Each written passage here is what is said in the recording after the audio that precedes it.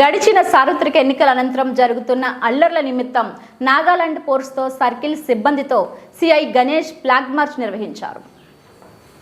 గడిచిన ఎన్నికల అనంతరం జరిగిన అల్లర్ల దృష్ట్యా విజయవాడ సిపిపి హెచ్డి రామకృష్ణ వారి ఆదేశాల మేరకు west DCP Harikrishna, west ACP Muralikrishna ఆధ్వర్యంలో two town CI Ganesh flag march నిర్వహించారు.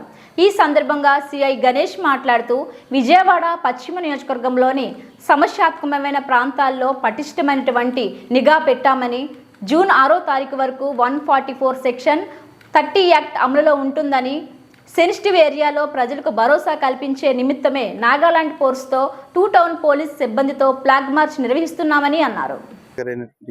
హరికృష్ణ గారు అలాగే వెస్ట్ డివిజన్ ఏసీపీ గారు అయినటువంటి మురళీకృష్ణారెడ్డి గారి ఆధ్వర్యంలో మా టూ టౌన్ పోలీస్ స్టేషన్ పరిధిలో నాగాలాండ్ ఫోర్స్ మరియు మా పోలీస్ స్టేషన్ సిబ్బంది ఆధ్వర్యంలో ఫ్లాగ్ మార్చ్ నిర్వహించడం జరిగింది.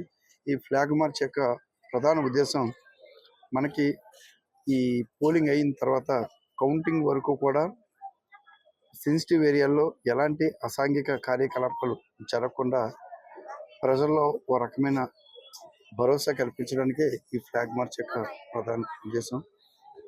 అలాగే టూ టౌన్ పోలీస్ స్టేషన్ పరిధిలో ఉన్నటువంటి ప్రజలకు మరియు నాయకులందరికీ కూడా విజ్ఞప్తి ఏమనగా, అభ్యర్థుల యొక్క గెలుపులపై బెట్టింగ్లు కానీ పందాలు కానీ ఎట్టి పరిస్థితుల్లో కాయలేదు.